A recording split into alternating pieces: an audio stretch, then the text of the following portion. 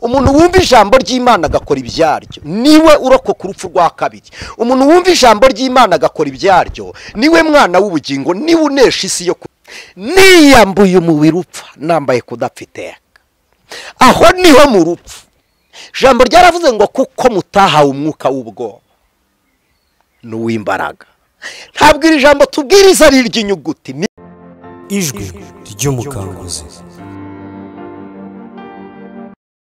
Yesu ashimwe cyane inshuti z'umusaraba, mugira amahoro y'Imana. Ni mwene so Aniseti niyo mugabo nk'ibisanzwe ku Mukanguzi TV. Bifurije amahoro n'ihumure bituruka muri Kristo Yesu. Aho muri hose, umwanya murimo, icyiciro murimo, mu ntara zitandukanye z'ibihugu runaka cyangwa n'imigabane, uhoraho umwami w'amahoro, se umwami wacu Yesu Kristo, Imana nyir'imbabazi kandi Imana nyir'ihumure ibanezeze. Dushimiye Imana yongeye kuduha uyu mwanya kugira ngo tuganire ijambo ry'Imana. Imana ishimwe. Ndagira ngo tubanze dusenge, bitumara gusenga tuganire. Data wa twese uri mu ijuru, se umwami wacu Yesu Kristo, ndagushimiye kuko ari wowe Imana nyir'urukundo. Ngushimiye kuko watumenye twebwe tutakuzi. Muririmbyi yarabiririmbye aravuga ngo ni Yesu wangize kuba umuvandimwe we. Imana ishimwe cyane. Aravuga ngo kandi yarambabariye angira imbohore. Iyo twibutse iminyururu yari ituboshye, tukareba icyo amategeko yari atugize cyo, tukareba aho imihango yari idutuje, tubura uko tukuvuga, tubura uko tugushima. Ariko uhimbazwe kuko uri Imana yacu, uhimbazwe kuko utaragakorwa n'isoni zo kwitwa Imana yacu. Turagushimiye. Dusengeye umuntu ukurikiye ijambo ryawe kugira ngo umugirire neza, kore kuri uno mutwe atuze, byumve ihumure, byumve kugubwa neza, bimubeho mu bugingo no mu mubiri. Wari uhagaritse umutima yongera abone amahoro muri Kristo, yongera abone ineza y'Imana. Eliwa edaya si enimoria donas edrai pehosa nima eloringilia bonesa inima. Umuntu wese ubabaye yongere yumva umunezero w'agakiza, kuko ari we mahoro yacu, kuko ari we mahoro yacu, kuko ari we mahoro yacu. Ni wowe riba tunywaho tugahembuka, ni wowe soko imara inyota. Girira neza uyu mwene data, ukiza uyu mushiki wanjye muri Kristo kubw'ubuntu bwawe. Tubisenze twizeye ku bwawe Yesu, amen. Imana ibahe umugisha. Turi kuganira ijambo ry'Imana, n'ubundi turacyari ku mateka y'intumwa n'urupfu zapfuye.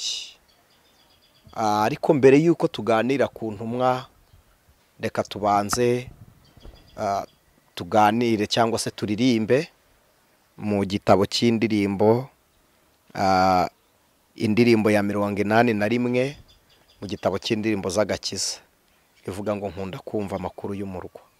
Imana ibahe umugisha.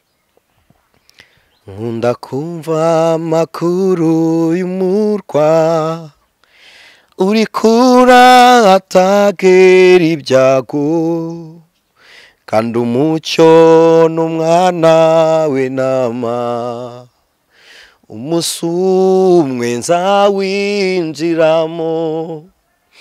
Haleluya, nuko mvuza impundu, haleluya, zinjira mu murwa, haleluya, ndi hafi kujyayo, umunsi umwe nzawinjiramo.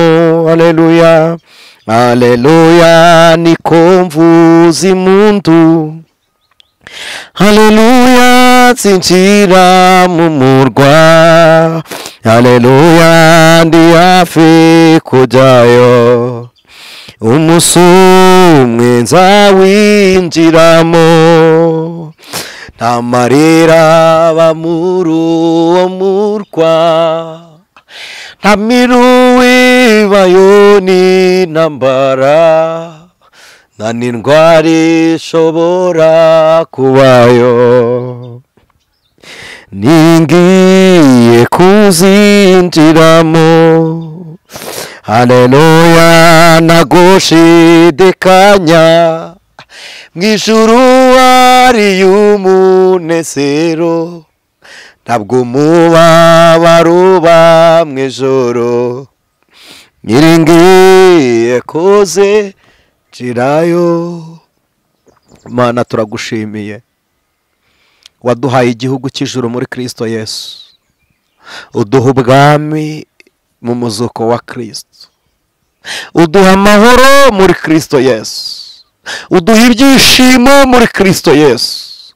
Ndagusabye kubw'imbaraga zawe waducunguye tutasabye ubucunguzi. Iyo ni imirimo wadukoreye, uyiduha kubw'ubuntu bwawe, uyiduha kubw'agakiza kawe. Ntawigeze yandika avuga ngo ngwino ucungura abantu, cyane ko n'abari abatambyi bari kuvugira isi muri iyo minsi bari banejejwe n'imirimo yabo, ariko wadutekerejeho uravuga ngo reka mbihe. Muririmbyi aravuga ngo ni Yesu wangize kuba umuvandimwe we. None uyu mwanya tugiye kuganira n'isi yose ijambo ryawe, tugiye kuganira n'abantu mu byiciro bitandukanye ijambo ryawe. Reka buri muntu mutegure ku rugero angana narwo kuri wowe. Abaguye babyutse, abahagaze ubakomeze, abari kudandabirana bafite amavi asukumwa n'amaboko atentebutse, wongere ubagirire neza, ineza y'Imana igaragare. Wongere ukingure icyanzu cy'imbabazi zawe, ubinjirize mu gikari nk'uko ijambo ryawe ryaravuze ngo hahirwa umuntu w'iteka atoranya akamwiyegereza, akarya ibyiza byahera byo mu rusengero akamushyira mu bikari by'Imana. Waravuze ngo no mu busaza bwabo bene abo bazagira amakakama n'itoto. Sengeye umuntu wari uri gucogora, umuntu wari ubabaye, ongera umwibutse iby'agakiza. Nubona ko nkwibagiwe, Yesu uzanyibutse, bya byuya byawe wabize uri Getsemani. Wa mwanya mu Getsemani sinawibagirwa, ubwo wabiraga ibyuya bisa n'amaraso. Ongera utwibutse iby'ubucunguzi bwawe.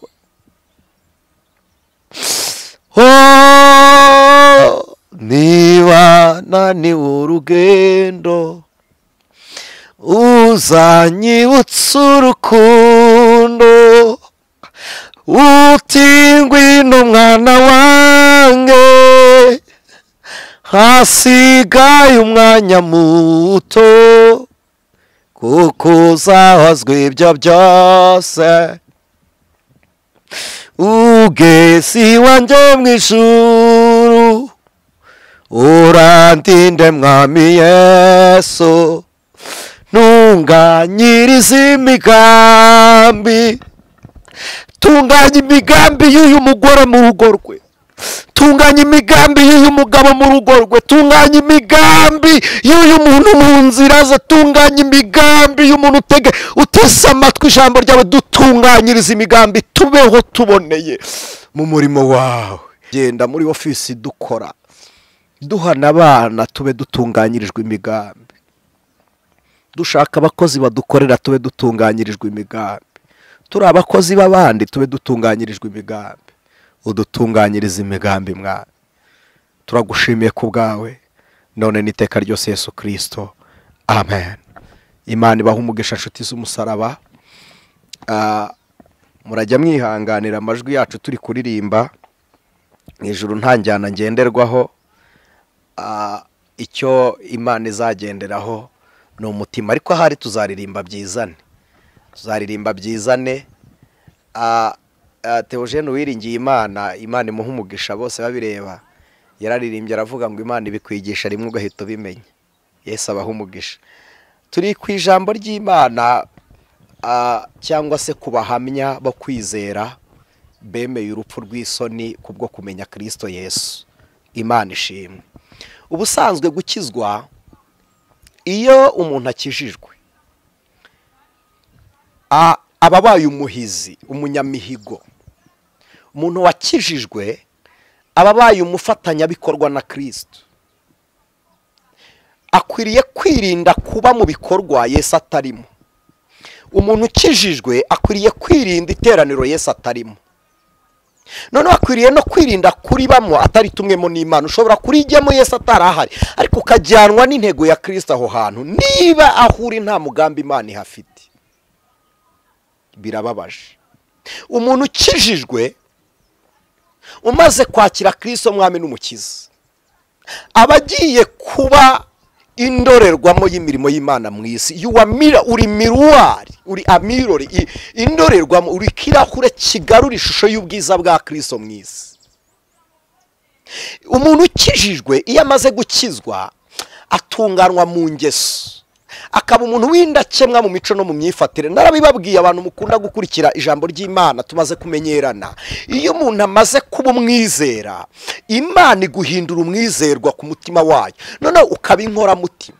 Nakunze ijambo wandikiye Abaheburayo yaravuze ngo kuko wakunze gukiranuka ukanga ubugome bw'isi, ngo nicyo gituma Imana ariyo Mana yawe, ngo ni nacyo gituma izagukiza, none ngo ni nacyo gituma igusiza amavuta yo kwishima ngo ikurutisha abagenzi bawe.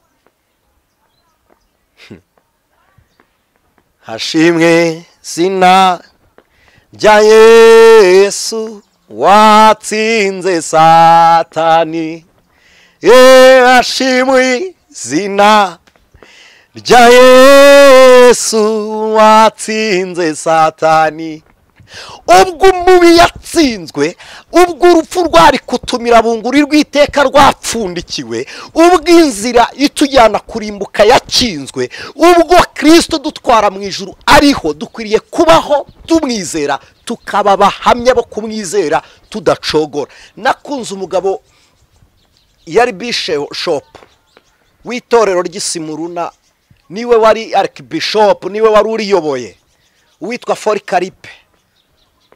Baramufashe ku munsi w'akarengane baramubwira ngo ihakane Kristo, aravuga ngo mbanye naho imyaka 85. Oria monama edrai pahosa ni moria shantowa saki edrai pehosa nima Imana ishimwe. Iyo myaka yose nyibanye n'Imana, ariko Mana ujye ugendana natwe, ubane nanjye mwami, ujye ugendera muri ngewe, ikiganza cyanjye kijya gukora mwami, ujye ukorana nanjye, akanwa kanjye kavuga, ujye uyobora ururimi, njya gushingura ujye uyobora intambwe z'ibirenge, ninjya gutekereza ujye uba Imana inyobora mu mitekerereze. Folikaripe yari afite ubuhamya nakunze, yaravuze ngo iyo myaka nayimaranye n'Imana, aravuga ngo amakuba ya none siyo yantera kuguhinyura, ntabwo yatuma mpinyura Kristo, aravuga ngo ahubwo nemera no gupfa kubwe. Yatwikiwe mu kigirwamana, baramufasha mushyira mu nkono mu kabindi imbere y'ikigirwamana, baramutwika ariko apfa yizera Imana. Twasoje rero ubuzima bwa Petero, tugiye kureba abandi babiri, hanyuma tuzagaruke n'ahandi. Narababwiye mujye mutwihanganira dukoreshe Bibiliya dusome cyane kuruta amagambo. Uyu munsi turavuga ku mwigishwa abantu benshi batajya bakunda kwigishaho, witwa Andereya. Uyu Andereya, izina Andereya birasobanurwa ngo ni umuntu ukuze mu bitekerezo, umuntu utari ingwingiri, umuntu wumvisha inyigisho akazigumana. Andereya biravuze ngo ni umuntu wagisha inama akakugira inama, ni umuntu ukuze mu bitekerezo. Ubu bukure ndaje tubugarukeho. Andereya umuntu uri virality, kimwe n'umuvandimwe we Petero yari uw'i Betesayida ho muri Galilaya.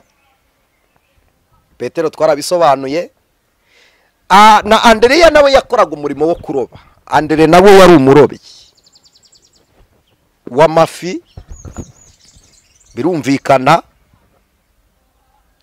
Ahamagarwa na Kristo, yari ari kumwe na Petero bari mu kazi k'umwuga wabo, bahera ko basiga inshundura zabo n'amato baramukurikira.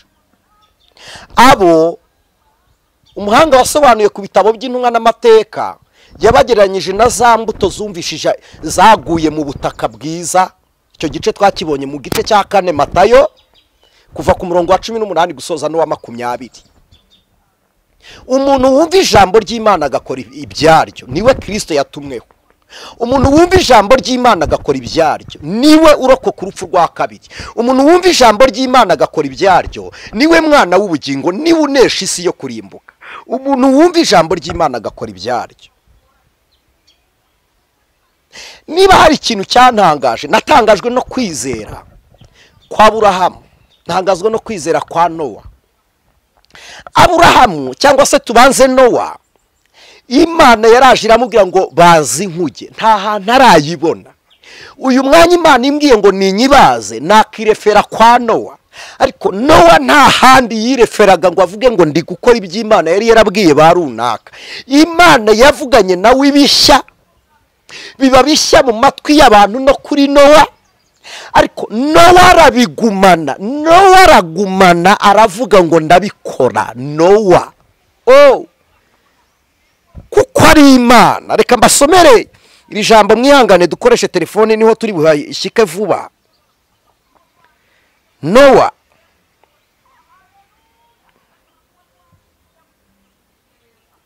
Nowa bisobanuye iki?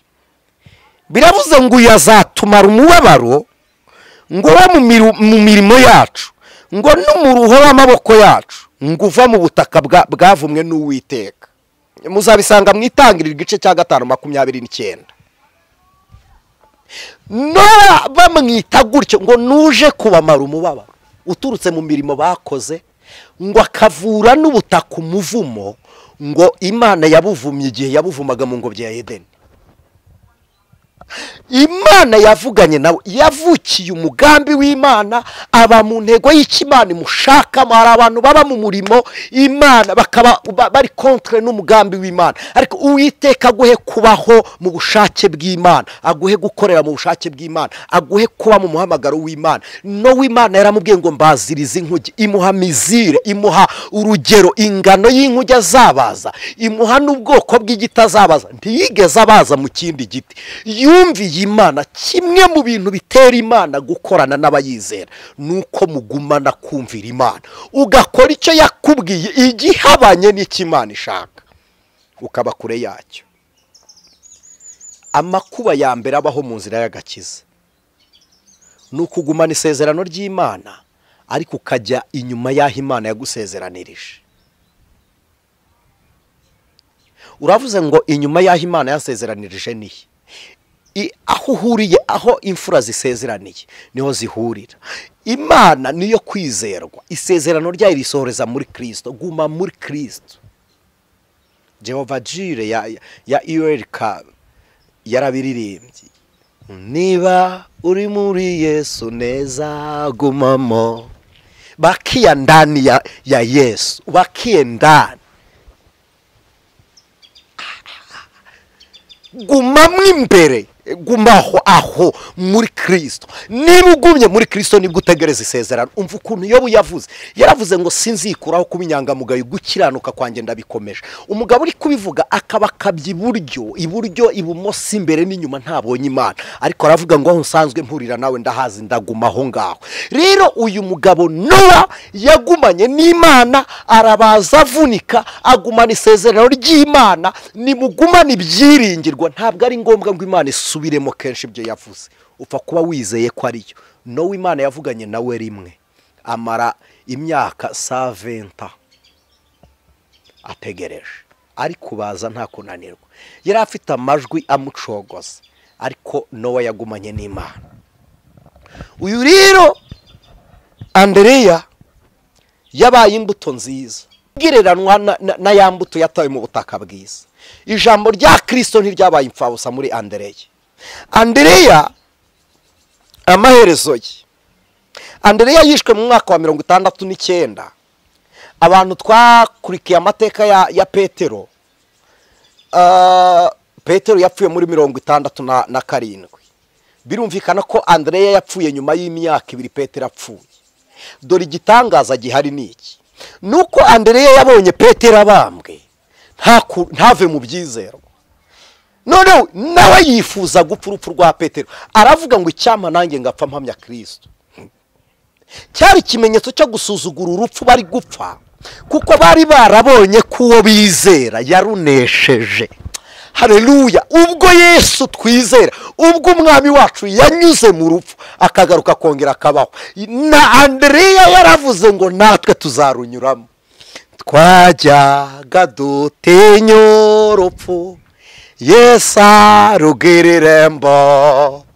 Yarukuye amenyo yica abere, arusigamo inzira, arusigamo n'icyumba cy'urwambariro. Twamburiramwo umubiri upfa, tukambara umubiri udapfa. Niyambuye umubiri upfa, nambaye kudapfiteka. Ubwo nibwo nzasezera ku bihe byiza byo gusenga. Niyambuye umubiri upfa, nambaye kudapfiteka. Aho niho mu rupfu. Ijambo ryaravuze ngo kuko mutahawe umwuka w'ubwoba n'uw'imbaraga. Ntabwo iri jambo tubwiriza ari iry'inyuguti, ni iry'imbaraga, ni iry'ubuzima, ni iry'ubugingo. Yesu si inyandiko, arenze inyandiko. Kristo ntabwo angana n'imirimo yagukoreye, arenze imirimo. Ibyo Yesu yagukoreye kwari kugira ngo akwereke ko mu rugendo muri kumwe, ariko Yesu arenze imirimo yagukoreye. Hakuna wa kufanana na Yesu, hakuna wa kufanana nawe. Anaweza yote Yesu, hakuna wa kufanana nawe. Imana ishimwe. Andreya yapfuye muri 69, yicirwa ahantu bita Patras, ni hagati y'Uburusiya n'Ubugiriki. Hari mu mujyi, yicwa n'umwami wari uyoboye aho ngaho. Ntabwo ndibuze kuhatinda aho. Uwo mwami yari umugome cyane, bavuga amateka, bavuga uko yari umugome, ngo yabanje kumwingingira kwihakana Kristo kugira ngo aticwa, ngo ariko bibi by'ubusa. Abonye ko yanze ategeka ko bamubamba, aboheshejwe, iryo niryo nashakaga kuvugaho, aboheshejwe imigozi, ariko nta musumari n'umwe bamuteye kugira ngo azababare igihe kirekire gishoboka. Nta musumari bigeze batera Andreya, babikoreye kugira ngo azababare igihe kirekire gishoboka. Dore gitangaza. Abazi iby'amateka nibambwa, nta muntu warenzaga iminsi 3 ari ku musaraba, kuko iyo bamuteraga umusumari mu birenge no mu biganza, amaraso kuvamo imbere, amaraso yamaze kukuvamo, amazi ashira mu mubiri, umubiri ukuma, umwuka ukagenda umanuka ubura, ugapfa. Ariko umwami yararebye aravuga ngo Andreya aracyafite guhamya. Abonye Petero apfuye vuba, none we guhamya kwe birakomeje kuko ntiyigeze ababara. Aravuga ngo reka tumubambe mu yindi system itari nk'iya Petero. Aravuga ngo reka tumubambe tumuboshye, none nitumuboha ngo bafashe ibiti babikoramo ikimenyetso cyo gukuba. Ukuguru kujya ku giti kimwe, iyo shusho murayimagininga, ukuboko kujya ku yindi shusho, n'ukundi ku yindi shusho, akora cya kimenyetso cyo gukuba, ariko atandagaraje muri bya biti. Bamurebesha iburasirazuba, izuba rikamucaniraho. Ngo ariko abantu bazaga buri munsi kureba Andreya, uko abambwe, uko amanitse ku zuba, akaharara akahirirwa, bazaga kureba Andreya bakavuga ngo turebe ko agifite guhamya. Dore gitangaza. Uko bazaga niko yababwiraga impamvu z'ibyiringiro bye. Uko bazaga niko yababwiraga urukundo akunda Yesu. Uko bamugeragaho niko yahamyaga impamvu zo kwizera kwe. Nabya none ntabizaza byazananya na Yesu. Nabya none ntabizaza byazananya na Yesu. Iminsi 3 ashonje, atarya, atanywa, yambitswe ubusa ariko karubanda aravuga ngo ndacyakunda umwami. Yarakuze mu bitekerezo, yari yararengeje ibitekerezo isi, yajyaga kurura ijuru akaribona riri hafi ye. Imana ibahe gukumbura ijuru. Pawulo yaravuze ngo mujye mwifuza ibiri mu ijuru. Twebwe abasiganirwa aho dutegekwa. Mwizeye iki muri urwo rurembo? Yaravuze ngo mureke mbaganirire ibirimo, ngo rwubatswe n'izahabu irabagirana. Ibyahishwe bavuga simaragido, sarudiyo, yasipi, ariko mana sapiro, ariko mana we, mana we, mana we, mana we, ijuru wararitatse tuzaribamo. Uretse n'ibyiza biri mu ijuru niho Imana nyir'ugukiranuka itura. Abantu bababwira ngo isi izahindurwa mubaho ngaho, muba mwibagiwe isezerano Yesu yatanze. Yaravuze ngo aho ndi niho muzaba, aho ngiye niho datari. Tuzabana n'Imana, tuzabana nawe mwami Imana, tuzabana nawe mwami Imana, mu birori byiza wateguye. Tuzabana nawe mwami Imana, haleluya. Tuzabana nawe mwami Imana, mu birori byiza wateguye.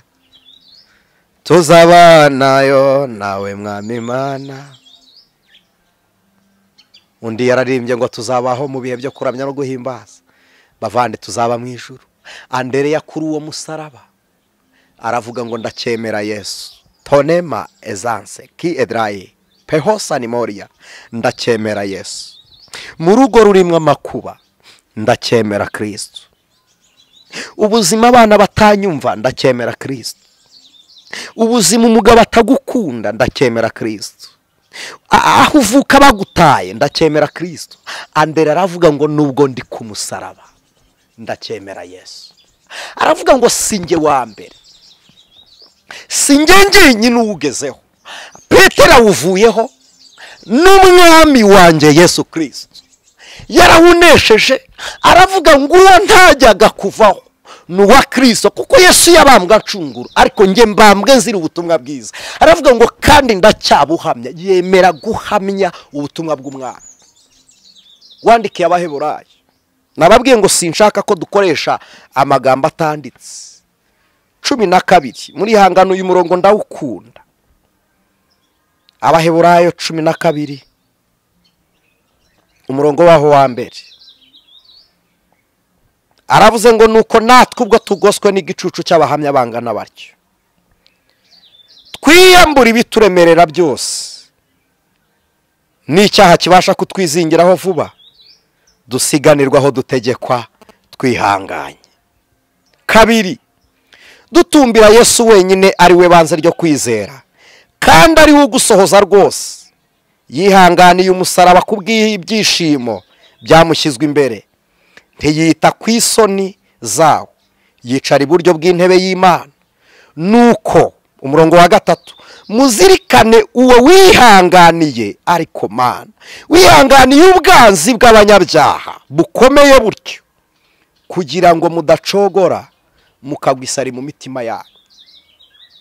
Ubwo Kristo yanesheje umusaraba, muri aba turi kuvuga wandikiye Abaheburayo ababwira ngo tugoswe n'igicucu cy'abahamya. Yababwiraga bisezerano ryashize, ariko nanjye mbasomeye bene data ngo tugoswe n'igicucu cy'abahamya. Abahamya b'ubutumwa bwiza tubwiriza harimo Petero, harimo Andreya, babaye mu nzira y'agakiza, harimo abangaba, harimo Barazaro babaye kwa Nyamutunzi barasonza, nyamara ntibavuye mu byo kwizera. Harimo yababaye agira ubuzima burwaye, abura n'ibyo yari afite, abura n'ibyiringiro byo mu rugo, ariko ntiyigeze acogora. Mana uduhe kumaramaza, mana we, mana we, mana we, mana we. Muririmbyi yarabirimbye, ariko n'umwanditsi yaranditse, yaravuze ngo niki cyantandukanya n'urukundo rwa Kristo. Aravuga ngo n'indwara se, uti hoya, kene se hoya. Mana we, undi yaravuze ngo niyo bahingira ubusa imyelayo niyere bagahingira ubusa inzabibu ishyo rigashira mu biraro nta cyambuza kwishimira umwami wanjye. Undi aravuga ngo nzahagarara ku munara wanjye ndindire. Niki cyagukuye ku mwami? Niki kigucogoje? Ibuka iki inshuti y'umusaraba. Umwe azaba ari ku rusyo, undi ari gusya amasaka. Umwe agenda undi asigare. Hazagenda umwana uri mu mugongo umuhetsa asigare cyangwa umuhetsa agende. Hazagenda umushoferi abagenzi basigare cyangwa hagenda abagenzi umushoferi asigare. Hazagenda pilot abagenzi basigare cyangwa abagenzi bagende pilot asigare. Bakundwa, nta muntu n'umwe w'icyangombwa cyawe uzajyana mu ijuru wikurwa mu kwizera n'abana, wikurwa mu kwizera n'umugore, wikurwa mu kwizera n'umutware, wikurwa mu kwizera n'umukoresha, wikurwa mu kwizera n'abo mufatakanyije urugendo. Ninde ukwiriye gucogoza abera? Yobu yaravuze ngo amaso yanjye azareba umucunguzi. Nambaye undi mubiri aravuga ngo nzayirebera, ntabwo ari undi, ni njyewe ubwanjye nzirebera Imana. Data we, tuzakureba Yesu. Muririmbyi yarabiririmbye aravuze ngo tuzanezeranwa nabera, tuzaririmbana nabo. Tuzaririmbana nabera, tuzaririmbana na Kristo mu butware bw'Imana kuri stage yo mu ijuru, kuri podium yo mu ijuru. Tuzaririmbana n'Imana mwitakaza ibirori n'ibyiringiro. Nimugumane ibyiringiro nubwo kugeragezwa kw'igihwayi kw'akanya ka none kwiyongeranya, ariko nimukomere kwihangana kwanyu gusohoza imirimo. Reka dusoreze kuri Andereya. Ariko Mana, kadusoreze kuri Andereya dusengana Imana. Andereya byagenze biti? Urupfu rwa Andereya nuruhi? Dore amagambo Andereya yavuze nyuma ari ku musaraba. Yaravuze ngo nyakira Yesu Kristo, wowe niboneye kandi uwo nkunda. Akira uyu mugore Mana, akira uyu mugabo, akira ubugingo bwanjye Yesu, akira uyu musore n'uyu mukobwa. Aravuga ngo kandi nkaba ndi muri we. Nyakira Yesu, akira ubugingo bwanjye, uwo niboneye, uwo nkunda, kandi nkaba ndi muri we, ntabwo ntuye ahandi. Yesu yaravuze ngo nimuba muri nge, amagambo yanjye akaba muri mwe, musabe icyo mushaka cyose muzagihabwa. Aravuga ngo kuko bene uri muri ngewe niyakomanza arakingurirwa. Garuka muri Kristo. Aravuga ngo akira umwuka wanjye ngo kugira ngo nduhukire mu mahoro yawe. Aratanga arapfa. Arangije ayo magambo aranogoka, maze umukristo witwaga Maximira ajyana umurambo warawushyingura. Reka tubafatikanye ari babiri. N'uwitwa intumwa Yakobo, nawe ni mwene Zebedayo, afukana na Yohana. Uyu mwene Zebedayo, izina rya Yakobo birasobanura ngo ni umuriganya, cyangwa biravuga ngo nuriganya undi. Yakobo uyu nguyu ntabwo ari Yakobo umuhungu wa Isaka, ntabwo ari Yakobo umwe wahinduriwe Isiraheli, ni Yakobo wo mu bigishwa ba Kristo. Uyu Yakobo mwene Zebedayo nyina n'umwe witwa Salume, murabizi, ari uvukana na Yohana. Kandi aha burya Salume bari bafitanye isano, hafi isano na Mariya nyina wa Yesu. Salume yari afitanye isano na Mariya nyina wa Yesu, bakongera kugira isano ryo kwa Elizabeth mukaza Zakariya. Gwari umuryango w'abagore basengaga Imana. Imana iguha uwo muryango, Imana iguha umugeni muri uwo muryango ufite abagore bubaha Imana. Salume yubahaga Imana. Yigeze yasaba igihe kimwe ryari ishyaka nubwo ryari ry'ubuhumyi, abwira Yesu ngo wambabariye umwana wanjye Yakobo na Yohana, umwe ukazamushyira iburyo undi ukamushyira ibumoso. Yari yifuje umwanya wo kumusaraba ya myanya y'ibisambo. Yesu aramuga ngo ibyo si ibyanjye kubigena. Ariko uyu nguyu Yakobo avukana na Yohana. Bari abakire ko bari bafite kampani cyangwa sosiyete y'ubucuruzi bw'amafi. Bari ku cyambu cy'inyanja ya Galilaya. Yakobo yari afite sosiyete y'amafi, we na Yohana mukuru we bari abakire. Proje za Kopecya, mu Rwanda hari Kopecya na naki n'izindi. Amaherezo ye dusoza, amaherezo ya Yakobo uyu niwe wabimburiye izindi ntumwa kwicwa ubwo yateragurwaga ibyuma arizo nkota kugeza apfuye, bategetswe n'umwami Herode. Kuko abimaga ingoma bitwaga ari abaherode, bitwaga abaherode, ariko izina rye ry'umwihariko yitwaga Agripa wa mbere mu mwaka wa 44. Urumva yapfuye mbere ya Petero. Muribuka ko Yakobo amaze gupfa ngo Herode yabonye anejeje abayuda ngo yiyongeza na Petero, ariko urwo rupfu rw'inyongezo Petero yararucitse ntiyaruguyemo, ariko Yakobo yari yamaze kurugwamo. Ibyakozwe n'intumwa igice cya 12 murongo ngwaho wa mbere. Iricwa rya Yakobo yari n'umukuru w'itorero, ko niwe wabaye bishop, niwe wayoboye itorero bwa mbere. Baramubwiye ngo yobora itorero rya Yerusalemu. Imana ishimwe.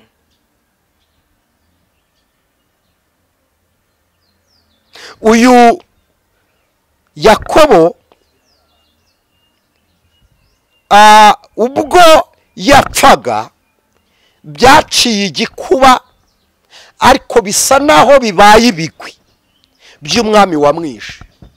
Yahaye abantu bamuteragura ibyuma, ariko uko bamuteraga ibyuma yagumaga avuga ngo uwo nizeye niwe nizera, kandi uwo nahamije niwe mpamye. Akomeza guhamya Kristo kugeza mu rupfu. Reka dusengera aha tuzakomeze n'abandi. Aba Yesu bishimira izina rye ryiza, ribamara imibabaro rikabatenyura, umutima ukomeretse niryo riwukiza, ushonje rirawuhaza rirororoshye. Muririmbyi yakomeje avuga ngo no mwipfa ryanjye iryo zina rizampumuriza. Mwakira ihumure ryo mu mubabaro, mwakira ihumure ryo mu munezero, mwakira ihumure ryo mu makuba n'iryo mu byishimo. Mwami turagushimiye, tugushimiye ubuntu n'imbabazi utugirira, tugushimiye neza n'icyubahiro cyawe. Uri Imana y'urukundo itararekera imigambi myiza kuri twebwe.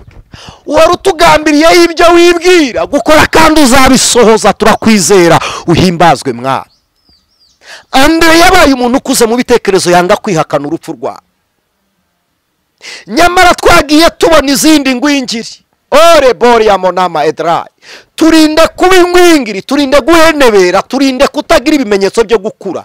Bene Rasheli baguye mu marembo kubera ko babwiye ntibakura, ariko kuzuye umwene data. Salomo yavuze amagambo n'agahinda, aravuga ngo ko mushiki wacu atarapfundura amabere, umukwe akabaje, tuzamushyingira gute? Amabere ni ikimenyetso cy'ubukure. Hari ibimenyetso umukristo agira byo gukura: arihangana, arakomera, ntagusha bene se n'abamugushe, ntababera ibisitaza, ntazana umuzi w'igisharira. Dukuze Mwami, dukuze ku bitekerezo, tugere ku rugero tumenye Imana. Mu masezerano yasohoye tumenye Imana, atanasohoye tumenye Imana, kuko umuntu udakuze mu bitekerezo agwa hato na hato. Aragwa, ariko dukuze tugere ku rufatiro rw'intumwa, tugere ku rufatiro rw'abahanuzi, tugere ku rufatiro rw'abatubanjirije, tugeze ku rugero rwiza Mwana. Ndagushimiye Yesu, ushyirwe hejuru. Dusenze twizeye ko tugiriye iby'amahoro kubwawe none iteka ryose Yesu, amen. Imana ibaha umugisha mu izina rya Yesu, amen. Ijwi ry'umukanguzi.